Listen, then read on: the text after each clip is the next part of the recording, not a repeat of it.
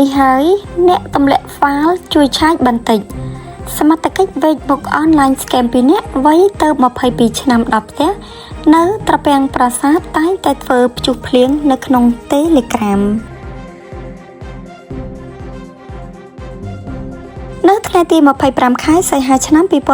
2026កម្លាំងនៃអធិការដ្ឋាននគរបាលស្រុកត្រពាំងប្រាសាទជូនដំណឹងអំពីករណីចុះស្រាវជ្រាវនិងបង្ក្រាបទីតាំងប្រព្រឹត្តបទល្មើសឆបោកតាមប្រព័ន្ធបច្ចេកវិទ្យា Online Scam មួយទីតាំងឃាត់មនុស្សចំនួន2នាក់ស្ថិតនៅក្នុងស្រុកត្រពាំងប្រាសាទខេត្តឧត្តរមានជ័យតាមប្រភពព័ត៌មានបានឲ្យដឹងថាកម្លាំងសមត្ថកិច្ចជំនាញបានឃាត់ខ្លួនមនុស្សចំនួន2នាក់រួមមាន1ឈ្មោះសឹមសុកធាភេទប្រុសអាយុ22ឆ្នាំរស់នៅក្នុងភូមិឃុំ